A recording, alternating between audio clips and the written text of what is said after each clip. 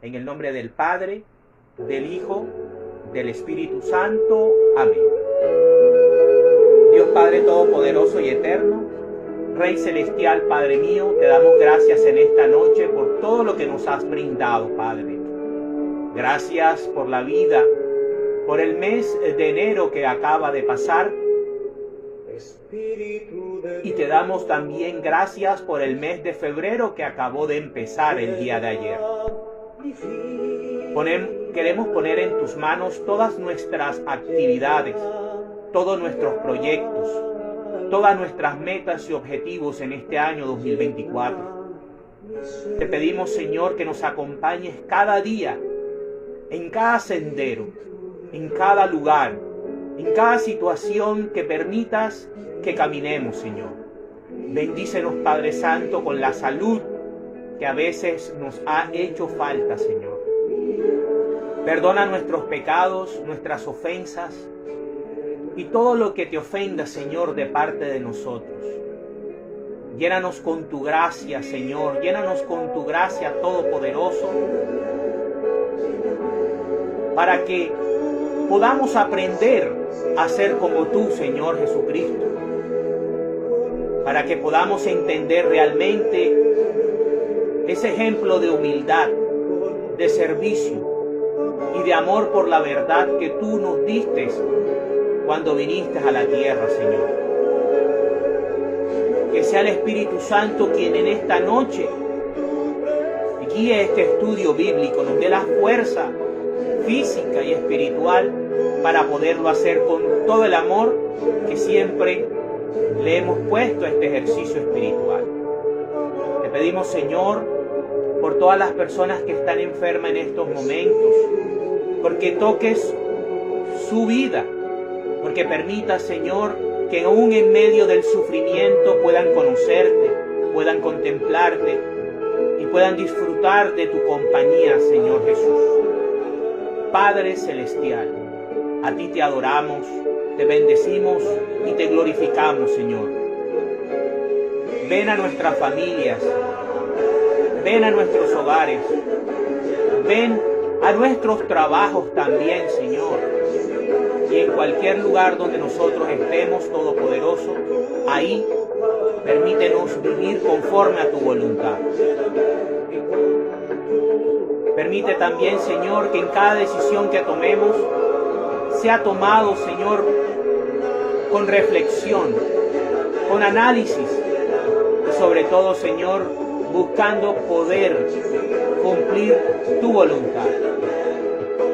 Llámanos a la santidad, que no es más que vivir conforme a tus normas, a tus leyes, pero sobre todo, conforme a tu amor. Bendito y alabado seas, Padre, Hijo y Espíritu Santo. Amén.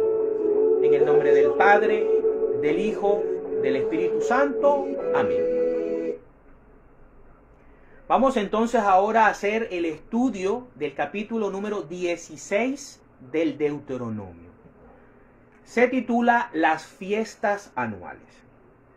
Cuando llegue el mes de Abib, cumplan con la celebración de la Pascua en honor del Señor su Dios, porque fue en una noche de ese mes cuando el Señor su Dios los sacó de Egipto. Durante la Pascua ofrecerán vacas y ovejas en sacrificio al Señor su Dios, en el lugar que Él haya escogido como residencia de su nombre. El animal sacrificado lo comerán con pan sin levadura. Durante 7 días comerán pan sin levadura, que es el pan del sufrimiento, pues tuvieron que salir de Egipto muy aprisa. Así, mientras ustedes vivan, se acordarán del día en que salieron de Egipto. En estos 7 días no deberá haber levadura en todo el territorio de ustedes, y de la carne que se ofrece en sacrificio en la tarde del primer día no debe quedar nada para la mañana siguiente. No deben ofrecer el sacrificio de la Pascua en cualquier ciudad de las que el Señor su Dios les da, sino únicamente en el lugar que Él escoja como residencia de su nombre. Y deben ofrecerlo por la tarde, al ponerse el sol, pues es la hora en que ustedes salieron de Egipto. La carne ofrecida la cocerán y comerán en el lugar que el Señor su Dios haya escogido. Y a la mañana siguiente regresarán a su casa. Durante 6 días comerán pan sin levadura. Y el día séptimo se celebrará una reunión especial en honor del Señor su Dios. Ese día no deberán ustedes hacer ninguna clase de trabajo. Cuando hayan pasado 7 semanas, a partir del día en que comenzó la cosecha de trigo, celebrarán la fiesta de las semanas en honor del Señor su Dios, y presentarán su ofrenda voluntaria y presentarán sus ofrendas voluntarias según los bienes con que el Señor su Dios los haya bendecido. Y harán fiesta delante del Señor su Dios en el lugar que Él haya escogido como residencia de su nombre, junto con sus hijos y sus esclavos, y con los levitas extranjeros, huérfanos y viudas, y que habiten en su población. Recuerden que también ustedes fueron esclavos en Egipto. Por lo tanto, pongan en práctica todas estas leyes. Una vez que hayan terminado de cosechar su trigo y de exprimir sus uvas, celebrarán durante 7 días la fiesta de las enramadas. Alégrense en esta fiesta junto con sus hijos y sus esclavos, con los levitas, los extranjeros, huérfanos y viudas que vivan en su ciudad. Esta fiesta la celebrarán en honor del Señor su Dios durante 7 días. Es el lugar en el lugar en que Él haya escogido. Porque el Señor su Dios los bendecirá y todas sus cosechas y en todo su trabajo, y serán ustedes completamente dichosos. Todos los varones deberán presentarse 3 veces al año ante el Señor su Dios, en el lugar que Él haya escogido, durante las siguientes fiestas: la de los panes sin levadura, que es la misma de la Pascua, la de las semanas y la de las enramadas. Nadie deberá presentarse ante el Señor con las manos vacías, sino que cada uno llevará sus ofrendas conforme a los bienes con que el Señor su Dios lo haya bendecido. Reglas para administrar justicia. Nombren jueces y oficiales para todas las ciudades que el Señor su Dios les va a dar a cada tribu, para que juzguen al pueblo con verdadera justicia. No perviertan la justicia, no hagan ninguna diferencia entre unas personas y otras, ni se dejen sobornar, pues el soborno ciega los ojos de los sabios y pervierte las palabras de las personas justas. La justicia, y solo la justicia, es lo que ustedes deben seguir, para que vivan y posean el país que el Señor su Dios les da. No planten ningún árbol para honrar a un ídolo, ni lo pongan junto al altar del Señor su Dios. No levanten piedras de culto pagano, pues esto le repugna al Señor su Dios. Palabra de Dios. Te alabamos, Señor. Bueno, esta noche, el capítulo número 16 del libro del Deuteronomio nos habla acerca de la identidad del pueblo judío. Pero también nos va a hablar acerca de la identidad del pueblo cristiano. El capítulo número 16 nos habla acerca de las principales fiestas para un judío. Y especialmente para un judío varón. La primera fiesta que debían tener en cuenta era la más importante, la Pascua, que también se celebraba o se conocía con la fiesta del pan sin levadura. La fiesta del pan sin levadura o la Pascua es la forma como el pueblo de Israel celebraba su nacimiento como nación, como pueblo libre, como Estado nacional. La Pascua viene a darle al pueblo de Israel la posibilidad como pueblo de poder ser un pueblo libre, que pudiese determinar su propio destino y no estar subyugado a otra nación como lo era Egipto durante 400 años, más de 400 años, el pueblo de Israel estuvo subyugado al imperio egipcio. Entonces, esta fiesta es una fiesta nacional. Es una fiesta también que es prefigura, como todo en el pueblo de Israel, de la liberación definitiva, no solo de una nación, sino de todas las naciones de la tierra, por medio del sacrificio único y eterno de nuestro Señor Jesucristo. Como más adelante veremos en los textos auxiliares, la Pascua es un símbolo de la cruz del Calvario. Y podemos ver signos o símbolos de la Eucaristía. Podemos ver el cordero o las vacas que se debían sacrificar como prefigura del Cordero de Dios que iba a quitar el pecado del mundo en la cruz del Calvario. Y cómo el pan sin levadura representa a la santidad, a la vida perfecta, a la vida sin pecado. La levadura era símbolo del pecado, porque engaña, hincha la harina del pan. Por eso era que, y también tenían un mecanismo de estar utilizando una levadura vieja para hacer los nuevos panes que iban pasando de generación, o sea, de masa en masa.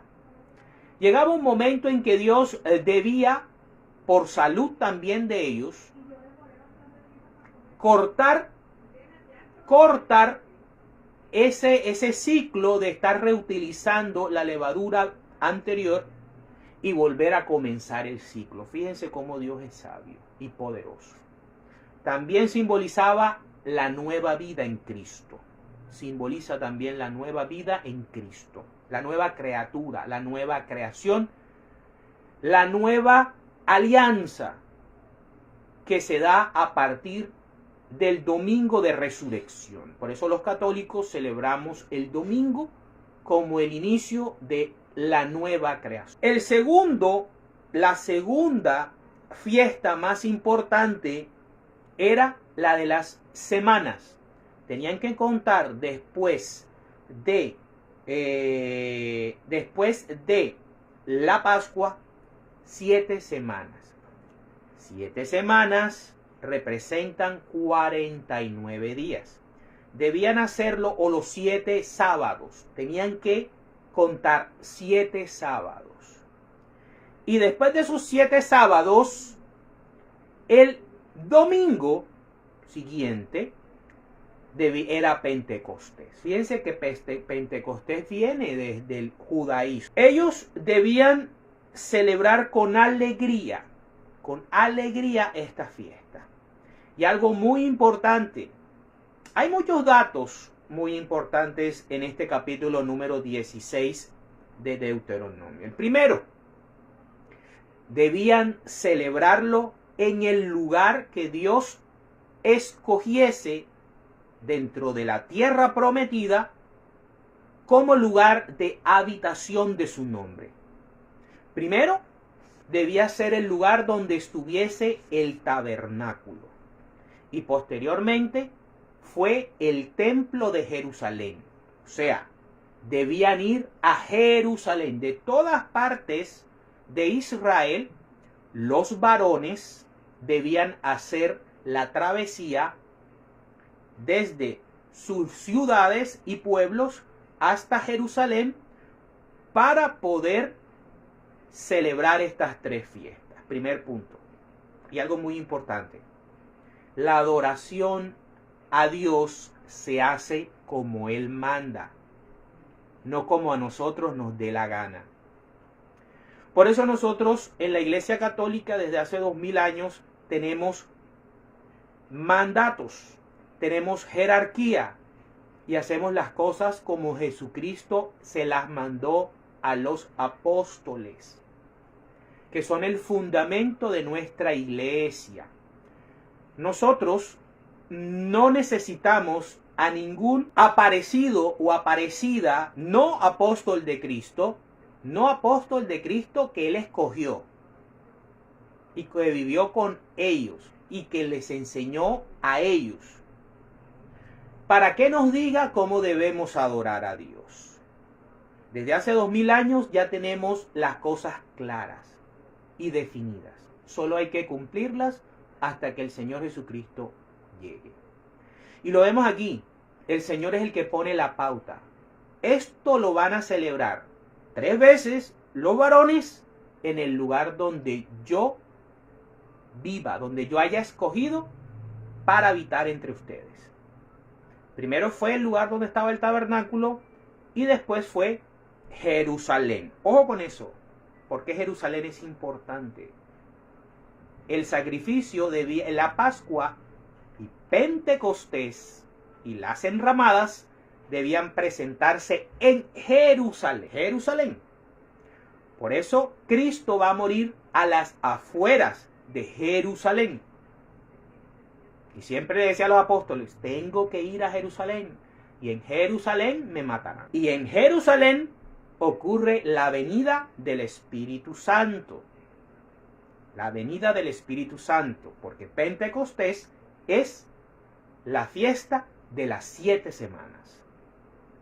Y también teníamos la fiesta de las enramadas, que era una forma como el pueblo de Israel le agradecía a Dios por todos los beneficios, por todas las bendiciones que había recibido en el año.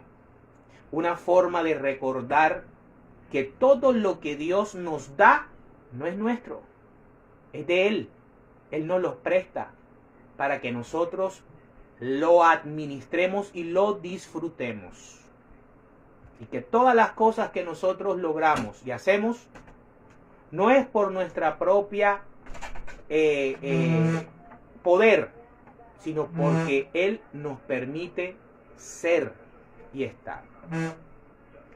¿Qué otra cosa podemos ver en este capítulo? Que todas las celebraciones debían tener en cuenta a aquellas personas a las cuales iba definida el diezmo. ¿Sí? El diezmo tenía un destino o un objetivo definido. ¿Cuál era?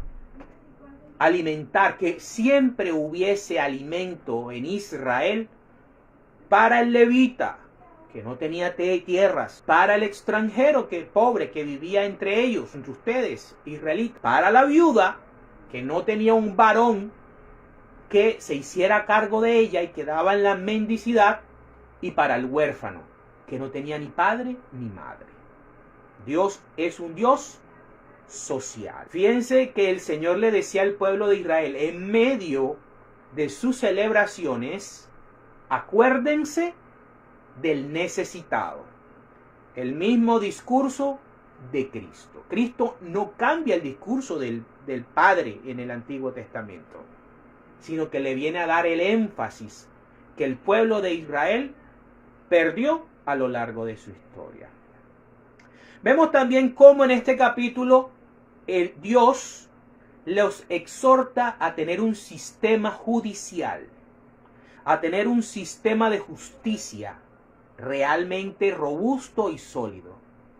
Debían existir jueces y oficiales en todas las ciudades del pueblo de Israel, en toda la tierra prometida. Y también debían tener una ética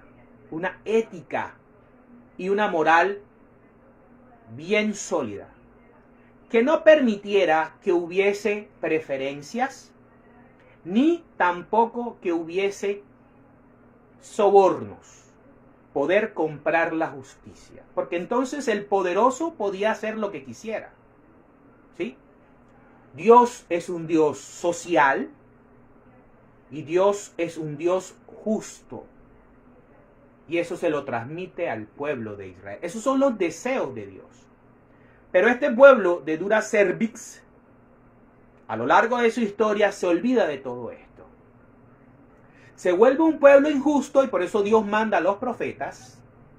Se vuelve un pueblo de dureza de corazón, igual que las tablas de los mandamientos de la primera ley en piedra, y se convierte en un pueblo que está más pendiente de sus guerras, de sus riquezas, de igualarse a las otras naciones, que de realmente tener la identidad de la santidad a la cual Dios los llamó desde que salieron de. Con un pueblo altamente pobre, altamente sufriente, altamente injusto, altamente insensato, guerrerista y con una idea errada de ese llamado a ser el primogénito de Dios, es que se encuentra nuestro Señor Jesucristo cuando viene a la... Ese pensamiento judío es el que lo mata, es el que lo juzga, lo entrega a los romanos y es el que provoca su crucifixión. Desafortunadamente, todavía el pueblo sigue negando a Cristo.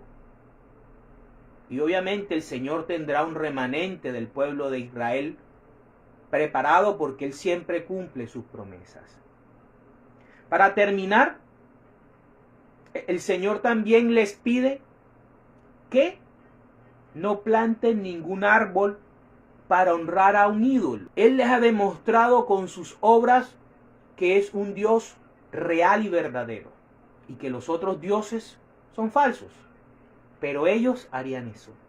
Pero ellos, es todo esto de lo que el Señor les habla, les advierte, y les condiciona las bendiciones. Porque las bendiciones que Dios les da al pueblo de Israel son condicionadas. Si ustedes me obedecen y me son fiel, yo los bendeciré, los protegeré y serán prósperos. No lo hacen y terminan en dos diásporas. La primera, asirios y babilonios, y la segunda, la de los romanos en el año 70. Sí ha terminado en parte en 1948, pero todavía están lejos de ser ese pueblo que alguna vez fueron amantes de la verdad de Dios, para la gloria de Dios. Vamos ahora a ver más a profundidad estos temas. Principalmente, este capítulo es bastante, pero bastante cristocéntrico, porque nos muestra a Jesús. Vamos a ver cómo ese sacrificio pascual es Cristo. Y vamos a verlo configurado en la primera instancia en el Antiguo Testamento, en la profecía o en la voz del profeta Isaías. Vámonos a Isaías capítulo 53 Versículos del 1 al 12, el hermoso capítulo 53 de Isaías. El siervo sufriente de Dios. ¿Quién va a creer lo que hemos oído? ¿A quién ha revelado el Señor su poder? El Señor quiso que su siervo creciera como planta tierna, que hunde sus raíces en la tierra seca. Recordemos que Israel está rodeada de desiertos.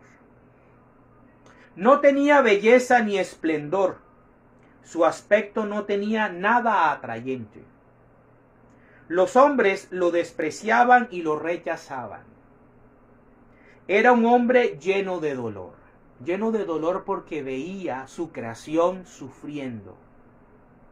Acostumbrado al sufrimiento. Creemos que acostumbrado al sufrimiento por la pasión, pero no. Aparte de ese sufrimiento que fue casi al final, acostumbrado al sufrimiento, a verlo, a vivirlo, a experimentarlo en lo más profundo, pero sobre todo a sanarlo. Vino a sanar. Vino a sanar alma, mente y cuerpo. Como alguien que no merece ser visto, lo despreciamos. No lo tuvimos en cuenta. Y habla del pueblo de Israel. Recordemos que Isaías es israelita. Y sin embargo, él estaba cargado con nuestros sufrimientos. Cada vez que Jesús sanaba, a él llegaba el sufrimiento. Estaba soportando nuestros propios dolores en la pasión. Nosotros pensamos que Dios lo había herido, que lo había castigado y humillado. Eloi, Eloi, lema sabactani. Pero fue traspasado a causa de nuestra rebeldía, por Longino. Fue atormentado a causa de nuestras maldades. El castigo que sufrió nos trajo la paz. Por eso es que él le dice a los apóstoles a los discípulos cuando resucita, la paz les doy. Se lo dice 2 veces. Juan 20, ¿recuerdan? Por sus heridas alcanzamos la salud. Todos nosotros nos perdimos como ovejas. Éramos las demás ovejas. Él era la oveja del sacrificio. Siguiendo cada uno su propio camino, como los protestantes. Pero el Señor cargó sobre él la maldad de todos nosotros, católicos, protestantes y no creyentes. Fue maltratado, pero se sometió humildemente. Y ni siquiera abrió la boca. Lo llevaron como cordero al matadero. Y él se quedó callado, sin abrir la boca, como una oveja cuando la trasquila. Se lo llevaron injustamente, le hicieron un juicio de noche que estaba prohibido. Y estamos hablando de Deuteronomios 16. Sean justos, jueces justos. Y no hubo quien lo defendiera. Nadie se preocupó de su destino. Un discípulo lo vendió y el otro lo negó 3 veces. Y los demás se perdieron. Lo arrancaron de esta tierra. Le dieron muerte por los pecados de mi pueblo. Habla Isaías. Y Caifás, el Sanedrín, habla y dice, es mejor que muera un hombre por el pueblo y no que destruyan a toda la nación. Isaías profetiza lo que iba a hacer Caifás como sumo sacerdote. La elección de la muerte de Jesús en vez de la destrucción de Israel. Lo enterraron al lado de hombres malvados, los 2 ladrones, Dimas y Gestas. Y aunque nunca cometió ningún crimen ni hubo engaño en su boca, pan sin levadura. El Señor quiso oprimirlo con el sufrimiento, la pasión. Y puesto que Él se entregó en sacrificio por el pecado, aquí ya nos está ubicando cuál es la misión de Jesús. Puesto que Él se entregó en sacrificio por el pecado, tendrá larga vida. Y llegará a ver a sus descendientes. Somos nosotros somos los descendientes de Jesús. Por medio de Él tendrán éxito los planes del Padre, del Señor, del Padre, de libertar a la humanidad de la opresión de Satanás, del pecado y de la muerte. Después de tanta aflicción, verá la luz cuando resucita el domingo de resurrección. Y quedará satisfecho al saberlo. El justo siervo del Señor liberará a muchos. Por eso bajará, liberará y se llevará para el cielo a los justos del Antiguo Testamento. Por eso Dios le dará un lugar entre los grandes y con los poderosos participará del triunfo, porque se entregó a la muerte y fue contado entre los malvados. En los tiempos romanos, en los tiempos de Cristo, quien moría en la cruz eran los peores criminales. Jesús muere como uno de los peores criminales del Imperio Romano, cuando en realidad cargó con los pecados de muchos e intercedió por los pecadores. Palabra de Dios. Te alabamos, Señor. Este es, desde el Antiguo Testamento, la misión de nuestro Señor Jesucristo. Esa es su misión. Esa era su misión. Él no se podía desviar de esa. Vamos a ver cómo comienza a configurarse en la vida de Jesús a través de el profeta Juan el Bautista, el último y más grande de los profetas, el Elías que había de venir. Vámonos al Evangelio de San Juan, capítulo 1, versículos del 29 al 34. Jesús, el Cordero de Dios. Al día siguiente, Juan vio a Jesús, que se acercaba a él, y dijo, recordemos que Juan el Bautista es el último de los profetas del Antiguo Testamento. El Antiguo Testamento llega hasta Juan el Bautista. Después van a ser reemplazados por los apóstoles y por los santos de la Iglesia Católica. Los santos. Los profetas ya no van a ser los profetas, sino los santos de la Iglesia Católica. Ese es el reemplazo que hay. Ok. Y dijo, miren, ese es el Cordero de Dios que quita el pecado del mundo. Jesús es el Cordero de Dios que quita el pecado del mundo. El que los judíos celebraban cada año en Jerusalén. El que tenían que presentar comiendo 6 días o 7 días pan sin levadura, ¿sí? Prefigura de la Eucaristía, que iba a mezclar el cordero y el pan sin levadura en una sola cosa, la comunión, la Eucaristía. Ok, dice, a él me refería yo cuando dije, después de mí viene uno que es más importante que yo, porque existía antes que yo. Claro, es Dios.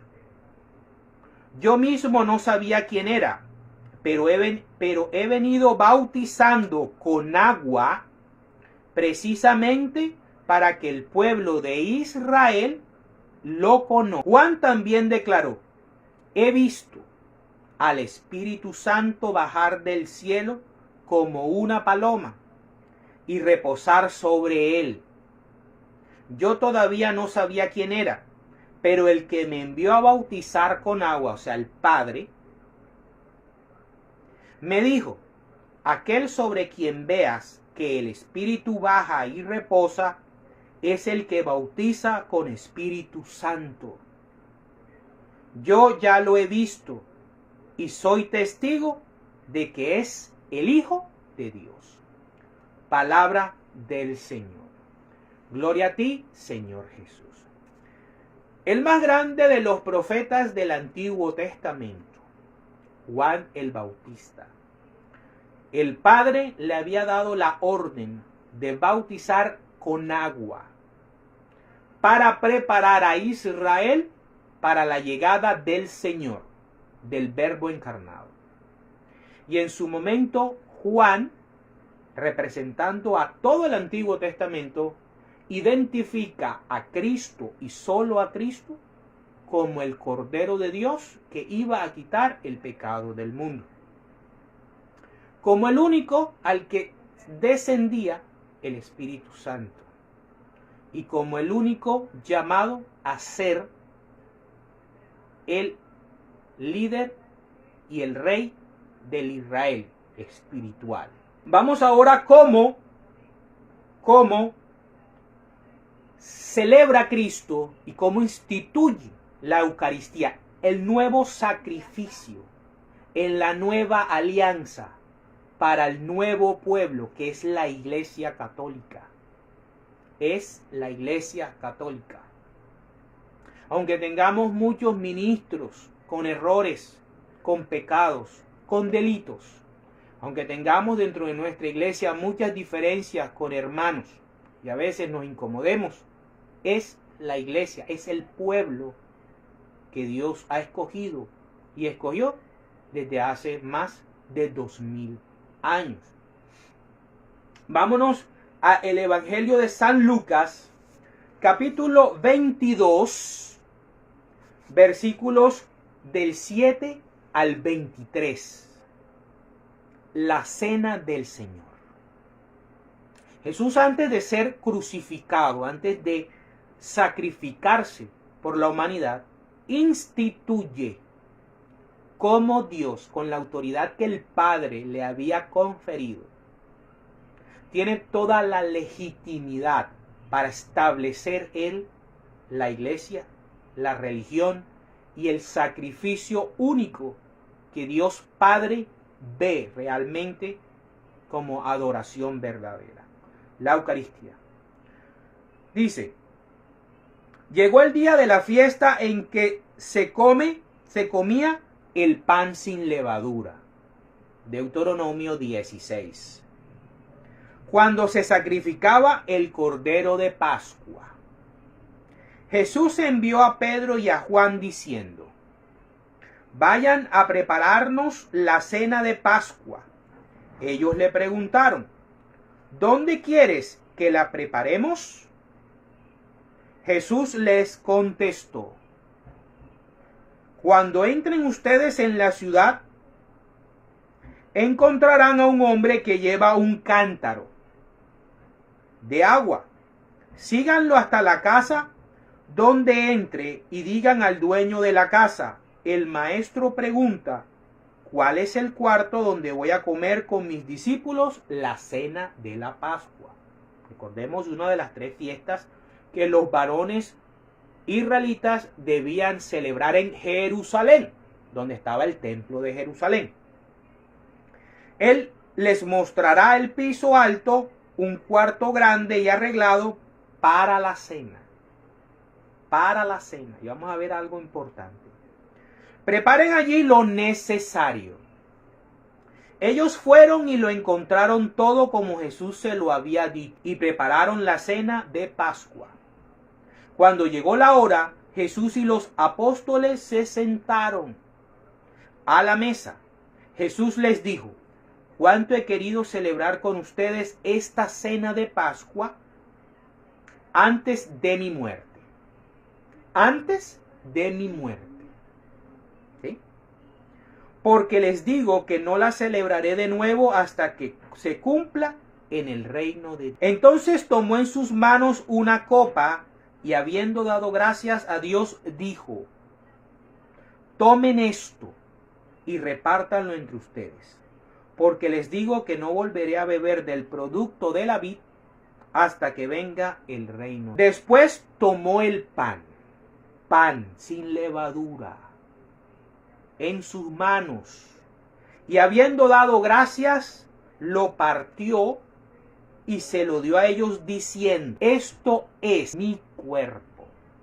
No simboliza mi cuerpo, o es un símbolo de mi cuerpo. Las palabras de Jesús son: esto es el verbo ser o estar, entregado a muerte en favor de ustedes. Hagan esto en memoria de mí. Fíjense que en el Deuteronomio 16 el Señor dice: celebren estas fiestas cada año en memoria del día en que salieron de Egipto. Aquí Jesús les dice a los discípulos: hagan esto en memoria, en recordación, en la manera de recrear, en la manera de volver a vivir este momento. Lo mismo hizo con la copa después de la cena diciendo, esta copa es la nueva alianza.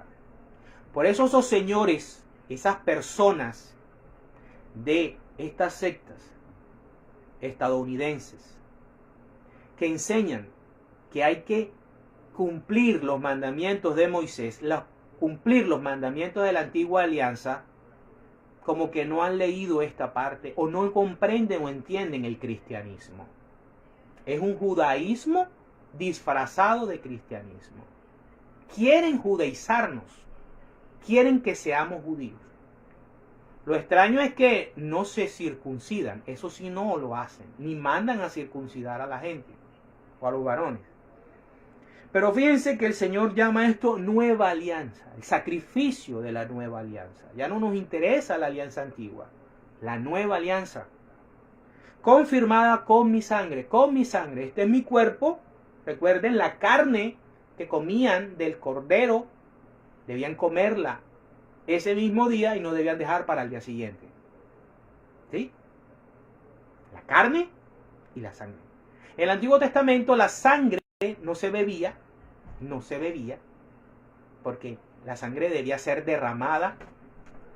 Pero acá la sangre sí debe ser bebida, porque Cristo es vida, nos vino a traer vida. ¿Sí? Y debemos beber su vida, no la de los animales sacrificados, sino la de Jesús. Y debemos comer su carne. Entonces fíjense, pero ahora la mano del que me va a traicionar está aquí con la mía sobre la mesa, pues el Hijo del Hombre ha de recorrer el camino que se le ha señalado. Isaías 53. Pero ay de aquel que lo traiciona. Entonces comenzaron a preguntarse unos a otros quién sería el traidor. Palabra del Señor. Gloria a ti, Señor Jesús. Algo muy importante.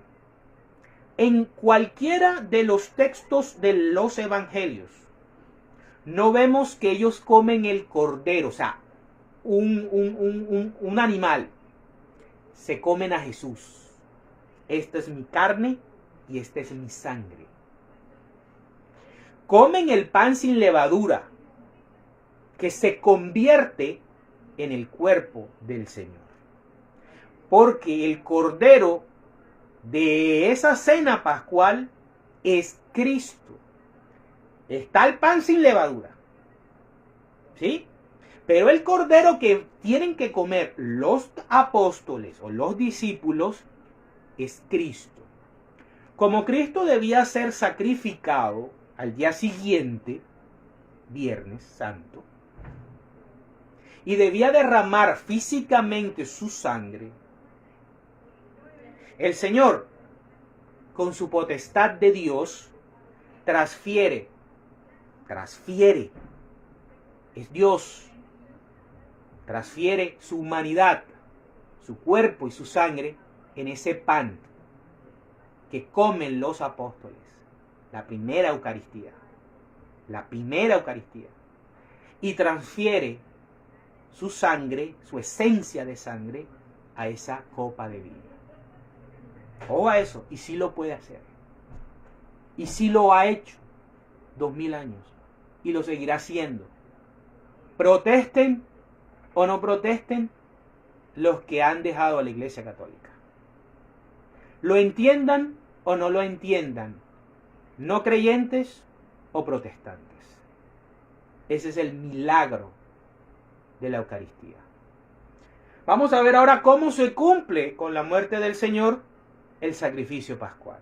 Vámonos ahí mismo a Lucas, capítulo 23, versículos del 44 al 49. Dice, la muerte de Jesús. Desde el mediodía y hasta las 3 de la tarde, toda la tierra quedó en oscuridad. La Pascua debía celebrarse en Jerusalén. ¿Sí?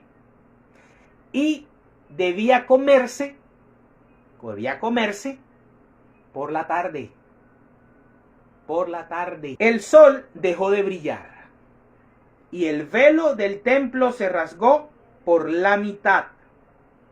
Jesús gritó con fuerza y dijo: Padre, en tus manos encomiendo mi espíritu.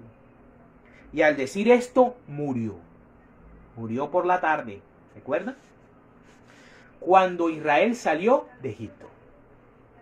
Cuando el capitán romano vio lo que había pasado, alabó a Dios diciendo: el primero que reconoce a Jesús como Dios es un pagano. El primero que profesa las maravillas del cristianismo es un romano, no creyente, no judío. Un romano. De veras, este hombre era inocente. Toda la multitud que estaba presente y que vio lo que había pasado, se fue de allí golpeándose el pecho.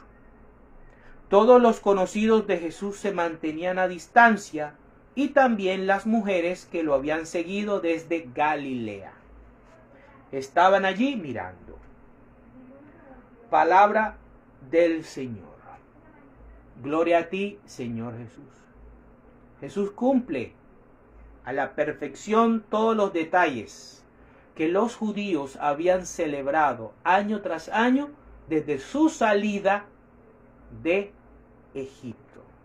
Cuando ellos salen de Egipto y llegan al Sinaí, Moisés recibe las tablas de la ley y ahí se matan unos toros, los matan los jóvenes y llenan como unos chócoros con la sangre de esos toros. Y cuando Moisés les presenta la ley y les dice que si van a cumplir esa ley y se comprometen a ser el pueblo de Dios, son regados con esa sangre de esos toros. Eso está en Éxodo, creo que en Éxodo 24, no soy exacto, creo que es Éxodo 24. Y ahora, el Nuevo Testamento, el nuevo pueblo de Dios, ahí estaban romanos y estaban galileos. Estaban plenamente judíos, también estaban. Pero estaban ahí, en ese romano estaba representado, como siempre en la vida de Cristo estuvo representado el pueblo pagano. Cuando Cristo nace, los que representan a la humanidad no judía, no israelita, eran los magos, los reyes de Oriente, que reconocen la deidad de Cristo. Y este romano, ahí presente, reconoce la inocencia del Señor, la santidad del Señor. Eso hay que tenerlo en cuenta. Vamos ahora a ver cómo se cumple Pentecostés. Ya vimos la Pascua, ahora vamos a ver Pentecostés. Vamos a ver después de las 7 semanas, en la celebración de Pentecostés, llega el Espíritu Santo y nace la Iglesia Católica oficialmente. La venida del Espíritu Santo.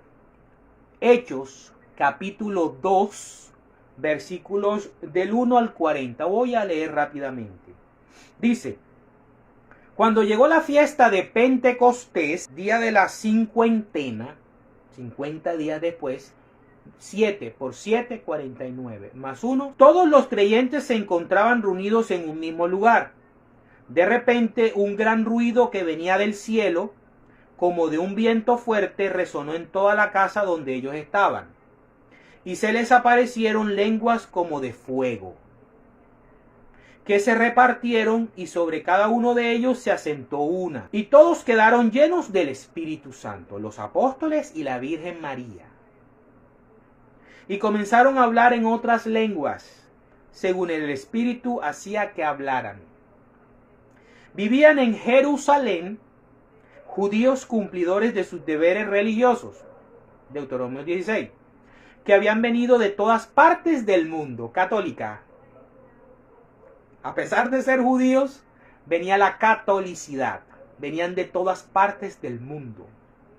La gente se reunió al oír aquel ruido y no sabía qué pensar, porque cada uno oía a los creyentes hablar en su propia lengua. Era tales su sorpresa y su asombro que decían: ¿acaso no son galileos todos estos que estaban hablando? ¿Cómo es que los oímos hablar en nuestras propias lenguas? Aquí hay gente de Partia, de Media, de Elam, de Mesopotamia, de Judea, de Capadocia, del Ponto y de la provincia de Asia, de Frigia y de Panfilia, de Egipto y de las regiones de Libia cercanas a Cirene. Hay también gente de Roma, nuevamente Roma. ¿Por qué la iglesia de Cristo es romana? Que viven aquí. Unos son judíos de nacimiento y otros se han convertido al judaísmo. También los hay venidos de Creta y de Arabia, bien lejos. Y los oímos hablar en nuestras propias lenguas de las maravillas de Dios. Todos estaban asombrados y sin saber qué pensar y se preguntaban: ¿qué significa todo esto? Pero algunos, burlándose, como los protestantes, decían: es que están borrachos, como los católicos. Discurso de Pedro. ¿Quién es el que habla? ¿Quién es el que toma la vocería? ¿Quién es el que tiene ex cátedra? Pedro. Entonces Pedro se puso de pie junto con los otros 11 apóstoles. Estaban todos. No fue Santiago, no fue Juan, fue Pedro. Y con voz fuerte dijo: judíos y todos los que viven en Jerusalén. Estaban en Jerusalén, la segunda fiesta o celebración. Sepan ustedes esto y oiga bien lo que les voy a decir. Estos no están borrachos como ustedes creen, ya que apenas son las 9 de la mañana. Al contrario, aquí está sucediendo lo que anunció el profeta Joel, cuando dijo: sucederá que en los últimos días, dice Dios, derramaré mi espíritu sobre toda la humanidad. Cuando usted dice toda la humanidad, usted está hablando de universal. Usted está hablando de católicos, de católico. Aquí está el nombre de la Iglesia Católica en la Biblia. Católicos, universal, toda la humanidad. Los hijos e hijas de ustedes comunicarán mensajes proféticos, los jóvenes tendrán visiones y los viejos tendrán sueños. También sobre mis siervos y siervas derramaré mi espíritu en aquellos días y comunicarán mensajes proféticos. En el cielo mostraré grandes maravillas y sangre y fuego, como en el Apocalipsis. Nubes de humo en la tierra, pero eso es simbólico. ¿Qué significará eso? El sol se volverá oscuridad y la luna como sangre, antes que llegue el día del Señor, día grande y glorioso. Pero todos los que invoquen el nombre del Señor alcanzarán la salvación. Ahora, invocar el nombre del Señor no solamente es nombrarlo, como creen algunas sectas. Invocar el nombre del Señor es vivir conforme el Señor enseñó a los apóstoles. Eso es invocar el nombre del Señor. Y así es como se alcanza la salvación. Escuchen pues, israelitas, lo que voy a decir. Como ustedes saben muy bien, Dios demostró ante ustedes la autoridad de Jesús de Nazaret, el centro de la fe cristiana, haciendo por medio de él grandes maravillas, milagros y señales. Y a ese hombre que conforme a los planes y propósitos de Dios fue entregado, ustedes lo mataron, crucificándolo por medio de hombres malvados, los romanos, ¿sí? Pero Dios lo resucitó, liberándolo de los dolores de la muerte, cumpliendo el Salmo 23. Porque la muerte no podía tenerlo dominado. El rey David, refiriéndose a Jesús, dijo: yo veía siempre al Señor delante de mí, con él a mi derecha nada me hará caer. Por eso se alegra mi corazón y mi lengua canta llena de gozo. Todo mi ser vivirá confiadamente, porque no me dejará en el sepulcro, ni permitirás que se descomponga el cuerpo de tu siervo santo, de tu santo siervo. Me mostraste el camino de la vida, y me llenarás de alegría con tu presencia. Hermanos, permítame decirles con franqueza que el patriarca David murió y fue enterrado, y que su sepulcro está todavía entre nosotros. Pero David era profeta y sabía que Dios le había prometido con juramento que pondría por rey a uno de sus descendientes. Así que, viendo anticipadamente la resurrección del Mesías, David habló de ella y dijo que el Mesías no se quedaría en el sepulcro, ni su cuerpo se descompondría. Pues bien, Dios ha resucitado a este mismo Jesús, y de ellos todos nosotros somos testigos. Vamos a dejarlo hasta aquí. Palabra de Dios.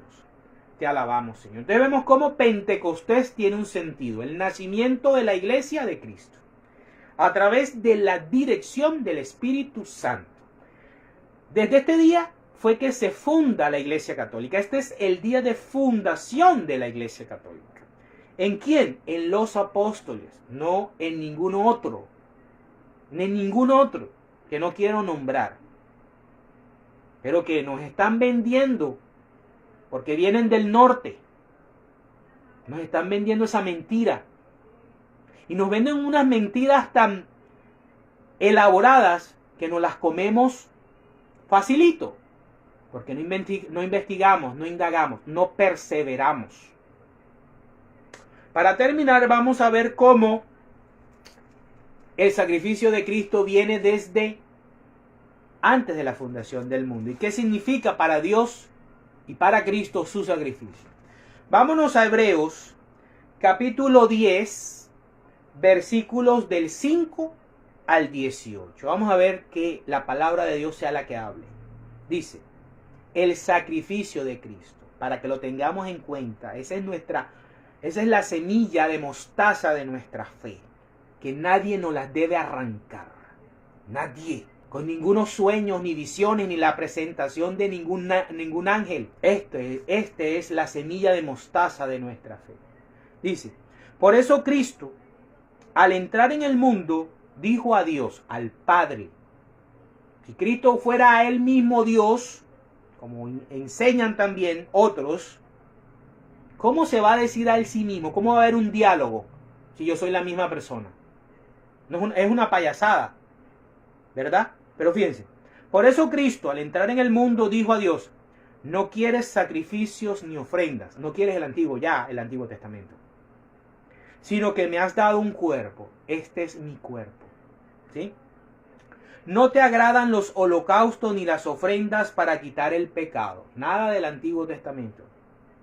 Entonces dije, aquí estoy, tal como está escrito de mí en el libro, como lo estaba hablando Pedro, para hacer tu voluntad. ¿Sí? Para que yo pueda hacer la voluntad de otro, debe existir ese otro. Y mi voluntad debe ser independiente de la voluntad del otro.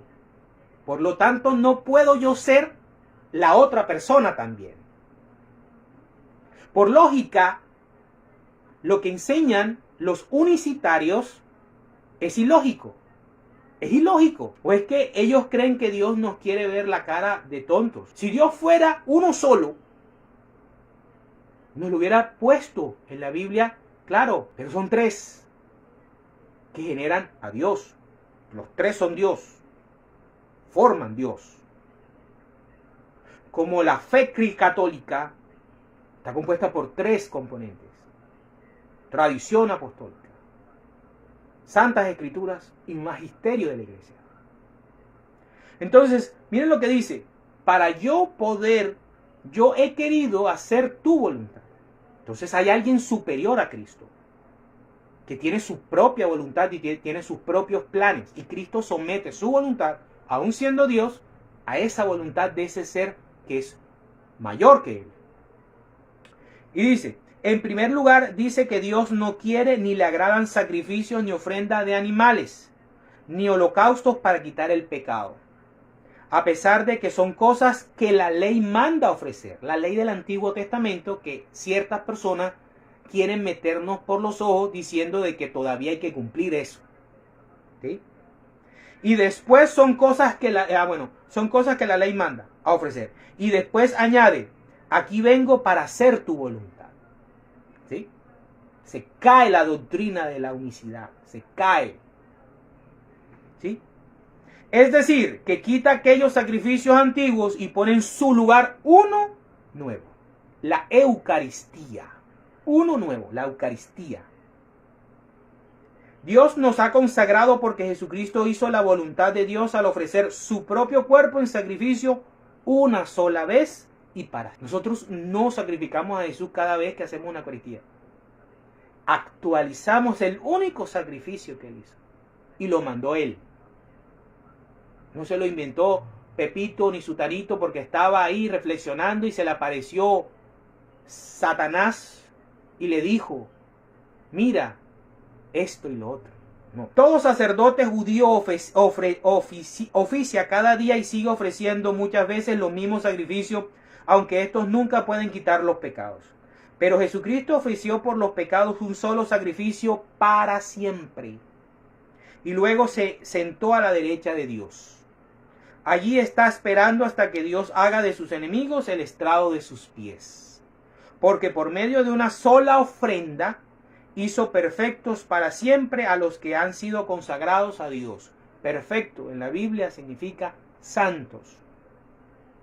Y el Espíritu Santo nos lo confirma al decir, la alianza que haré con ellos después de aquellos días será esta, dice el Señor.